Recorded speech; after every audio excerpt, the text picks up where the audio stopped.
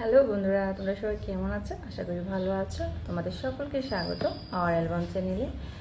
তো আজ শেয়ার করবো রিশুর ঘরে আমি কীভাবে সেরিলাক্সগুলি তৈরি করি।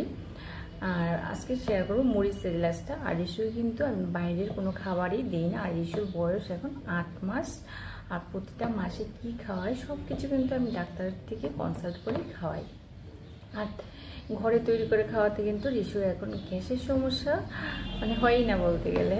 মাঝে মধ্যে যদি একটু একটু হয়, তো আমি এই জন্য বাইরের কিছুই খাওয়াই না, বাইরের সেরিলাক্সও খাওয়াই না। আমি একদম খাইয়ে দেখিয়েছি বাইরের সেরিলাক্স, দুধ ওর কিছুই সমস্যা হজম হয় না, পেটে সমস্যা গ্যাস হয়ে যায়। তো তার চেয়ে ভালো আমি বাড়িতে কষ্ট করে ওকে খাওয়াই।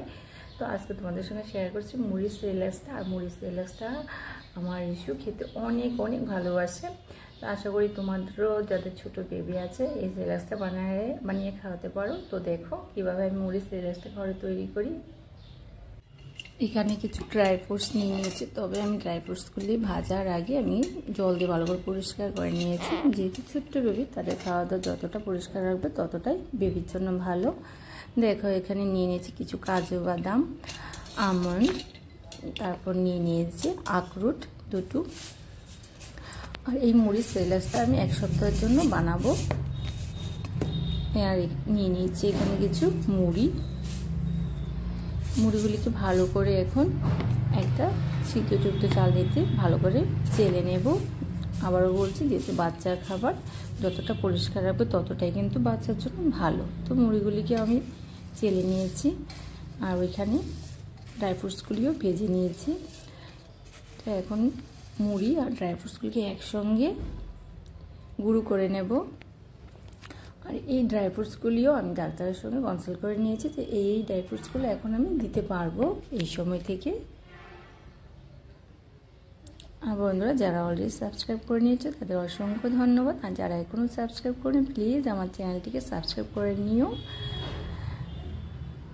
আর নিত্য নতুন এইরকম ভিডিওগুলি পাওয়ার জন্য আর বেবি রিলেটেড সব কিছু আমি এই চ্যানেলটিতে সপ্তাহে একদিন রবিবারে আপলোড করব। তো দেখো মুড়ি পুরো হয়ে গেছে। এখন আমি একটা ছাঁকনিতে চেলে নেব। চেলে নেওয়াটা কিন্তু খুবই দরকার, যেহেতু ছোট্ট বেবি খাবে।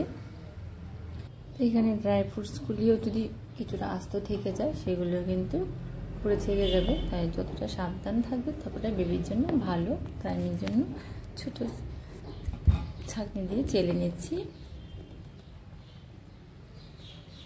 আর বন্ধুরা, তোমাদের বলে দিচ্ছি যে আমি ডাক্তার সঙ্গে এটাও কনসাল্ট করে নিয়েছি। অনেক ভিডিওতে দেখিয়েছি যে ছোট্ট বেবিদের নাকি মিষ্টি জিনিসটা দেওয়া যায় না, কিন্তু চিনি তো দেওয়া যাবে না, এটা বলে দিয়েছি। তাল মিষ্টি এটাও দেওয়া যাবে না। তো অনেকে আবার তাল মিষ্টিও দেয়।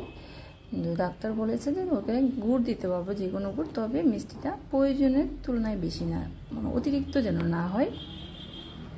এই দেখো কিছু মুড়ি কিন্তু আস্ত রয়ে গেছে এবং কিছু ড্রাই ফ্রুটসে। এই জন্যই বলছি ছোট্ট বেবিদের খাবার যতটা সাবধান ততটাই ভালো বেবির জন্য।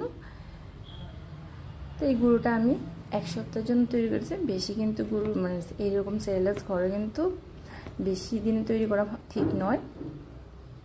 ফ্রেশ খাওয়ানোটাই বেবির জন্য ভালো। তো আমি এরকম একটা স্টিলের কন্টেনার নিয়ে নিয়েছি। বেবিদের খাবার কিন্তু স্টিলের বা কাঁচের কন্টেনারতেই রাখাটা ভালো। কাঁচের কন্টেনার বা স্টিলের কন্টেনার হলে ভালো। তো আমি গুড় দিয়েও খাওয়াই, আবার খেজুর দিয়েও খাওয়াই। তো আজকে তোমাদের দুটোটাই আমি দেখাচ্ছি। তো এখানে আমি কিছুটা গুড় নিয়ে নিয়েছি, গরম জলে গুলে নিচ্ছি দেখো। আর এখানে 2 চামচ মুড়ির গুঁড়ো দিয়ে দেবো। আর এটা কিন্তু ভীষণ হেলদি একটা খাবার, যেহেতু এটা কিন্তু ড্রাই ফ্রুটসও কিন্তু আছে। তো দেখো রিশুকে খাওয়াতে বসে গেছি। তো রিশু আজ একটু খাওয়া, বা তোমরা চাইলে গুড় বা খেজুর ছাড়াও কিন্তু এই মুড়ির সেরিলাক্সটা খাওয়াতে পারো। তো আমি গরম জলের সঙ্গে মুড়ির সেরিলাক্সটা গুলিয়ে নিচ্ছি, সেক্ষেত্রে কিন্তু আমার বেবি এটা ভালো খায়।